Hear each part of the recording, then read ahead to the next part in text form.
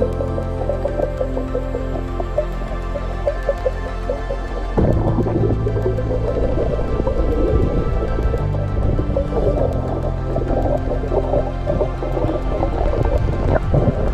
going on, guys? Welcome back to another episode. This is a super fun episode, so I'm going to keep the intro short and sweet. Basically, we went taco diving and we caught 5 tacos, so make sure to stick around. If you're new, like, subscribe, do what you got to do, and I'll see you in the water. Welcome back, guys, to another video. So sorry I haven't posted in so long, but fortunately we're able to get into the water and hunt some octopus. So right here we find our first octopus. My dad and I were at a new spot, and this place was loaded with tons of taco. Right here you just gotta give him a nice poke and he comes right out. This one was undersized, and a lot of them we saw this day were on the smaller scale, or at least hard to tell if it was a pound or not. So for most of these octopus we just released them, but it was still really fun to test our taco eye and go out and hunt them. Since this one was so small, I went ahead and released him, and I just kind of followed him around, and you can see how amazing their camouflage capabilities are as they blend into the reef without any trouble at all. It doesn't even take but a second to change color and quickly swim away, perfectly blended into their surroundings. One taco down, we still have a long day, and we're gonna go out and hunt some more. So right here, we find another octopus. Right here you can see it's a classic taco hole. All of the rocks are pushed outside, and the octopus is sitting there staring at you almost into your soul with his taco eye. You can see here, I just move the rocks out of the way, give them a very light poke. For these ones that you can't tell if it's too small or not, you don't want to go ahead and jab it, but rather give them a nice poke, and they'll come right outside of their hole. So yeah, you don't need to poke hard, just kind of tap them enough to irritate them, and that'll be enough to trigger them. And that one was obviously too small, so I went ahead and released him. Hopefully he can get bigger and we can find some more soon. Right here I spotted a rare Hawaiian green lionfish. These things are extremely difficult to find because they were pretty much almost wiped out by eager aquarium collectors, and it was really fortunate to find him. I thought that was a taco hole, and as I went inside and looked around, I noticed there was this little green lionfish hanging inside of the hole. Super fun to find, super rare to find, really nice treat. Let's go find some more octopus. So right here, my dad said he found one. I'm trying to spot it, and my dad is kind of waiting around. I don't see it at all, so he goes ahead and points it out to me. And then I spot it, and that just proves to show just how difficult these things are to see. Maybe you don't even see it right now, but as I get closer, you'll see the color change, and you'll see exactly how well these octopus can actually camouflage. Grab that rock, and you can see there it turns to that jet black shadow, and that's when I'm able to poke him, give him some light nudges, and eventually he'll come out. The cool thing about hunting octopus and spearfishing is that they're both very similar, but they're also very different. When you're spearfishing, you're doing a lot of hunting and you're using techniques to attract fish to you. But with octopus hunting, it's more of like a tracking sensation. So you're using your surroundings and you're trying to find clues to lead you to the octopus. And that's something that I never get bored of. And if you haven't done it, then I really recommend you go out and go with a buddy who has found octopus before and hunt some with them. That one is still too small, so we went ahead and released him as well. Right here, I'm calling my dad over. I spotted another octopus close to this island, and you're gonna go ahead and see it right there. No rocks, but I just saw the octopus looking outside of the hole, so I'm giving him a few light taps and twists and turns, and he's able to crawl right out after being annoyed.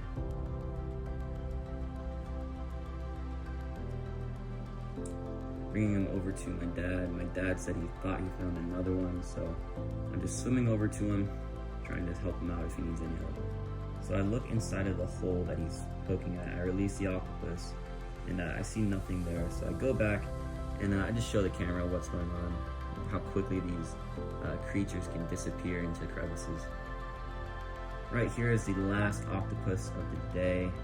I also shot this nice goatfish as well. Didn't get it on film, but yeah, we were able to find this last octopus, and this was a keeper, so he was about a pound, and we were able to take him home and cook him up.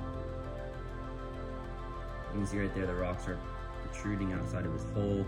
And he's just sitting there. Give him a few nice taps, and he comes right out. No trouble at all. This one was definitely about a pound, a little bigger maybe. And fortunately, we were able to get him and keep him for dinner because these things are amazing. Now look, I thought there was another taco inside of this hole, but nothing there, just this one taco. So in order to kill them humanely, the best way is to bite it in between the eyes and crush its brain. It sounds barbaric, but this is actually the quickest way to kill an octopus. Hold it in your hand, grab the head, let the tentacles wrap onto your arm like so. And all you're gonna do is give it some bites, and just like that, it'll turn half white and limp, and that's how you know you killed the octopus.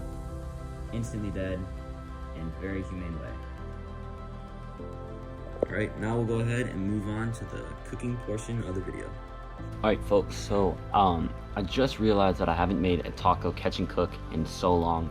I think the last one was over back in 2020. So for that reason, I have the octopus right here. We're gonna do a catch and cook. I remember one time I made fried calamari a long time ago, and I said I'd make a catch and cook on it, but I never did. So now we're going to make a catch and cook, fried calamari style, and then maybe the next time we'll do a takoyaki styled catch and cook. So right here, I left this sucker in the freezer for a day. You want to let it thaw, but the reason why you put it in the freezer is just to tenderize it. Just makes it nice, and the texture will not be as chewy. So first thing we need to do is thaw it out with some warm water, and I'll show you what to do from there. All right folks, so the taco is thawed now, and after it's thawed, all you're gonna do is just add a little bit of salt, and then you're going to mix it. And this is gonna get all the slime out. And you're just gonna do this for a long time. Kind of massage it, pound it, raise it up, do whatever you gotta do to get the slime out. You're gonna do that for a good 30 minutes, I'd say. All right folks, so we just finished. It's about 35 minutes later, and the octopus is starting to feel more like rubber and less like, you know, a huge thing of slime. All right, so we're gonna take this to the back, and we're gonna boil it in water for 45 minutes, and then I'll teach you what to do from there. All right, so we have our taco right here, and all we're gonna do is just use propane and, you know, really whatever you want. You can use a countertop stove, and we're just gonna boil this water. Make sure it's open, right?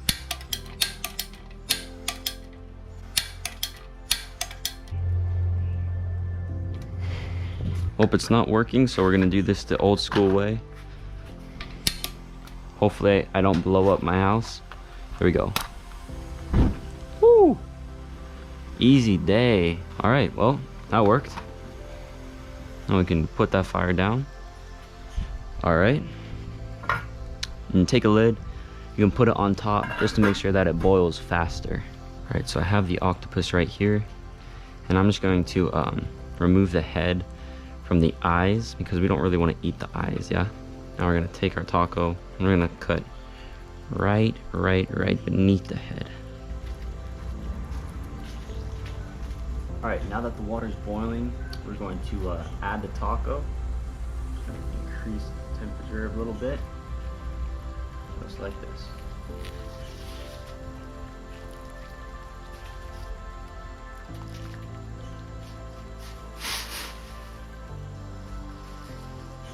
All the head pieces too.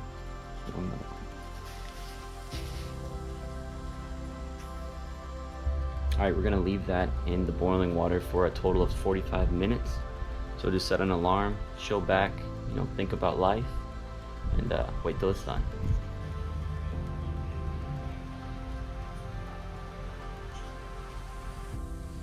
Hey, can you see?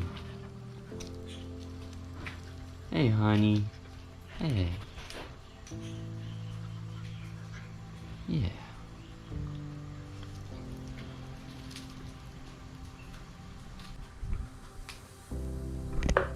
Oh, oh. All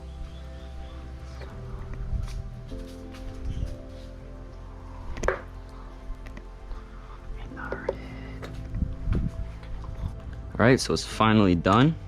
Looks good. It's 45 minutes later. There we go. All right, the rings came out pretty nicely, but now all we have to do is cut down the middle.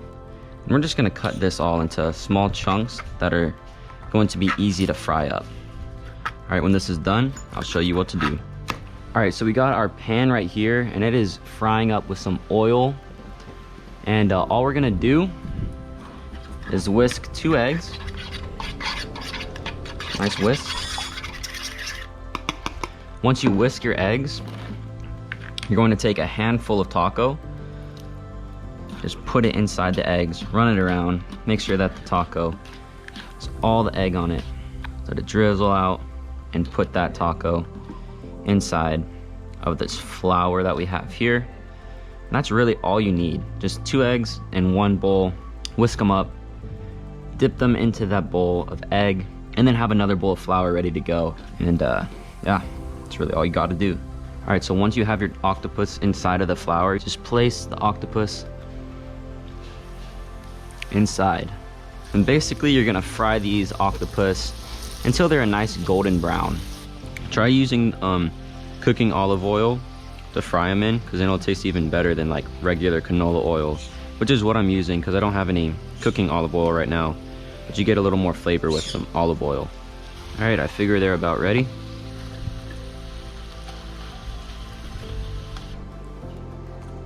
And just like that, you got fried calamari.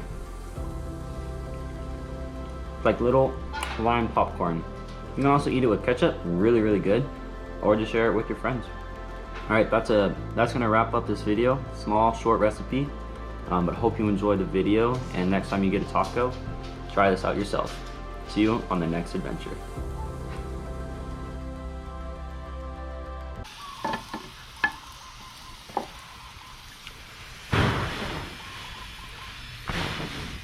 You don't want that to happen.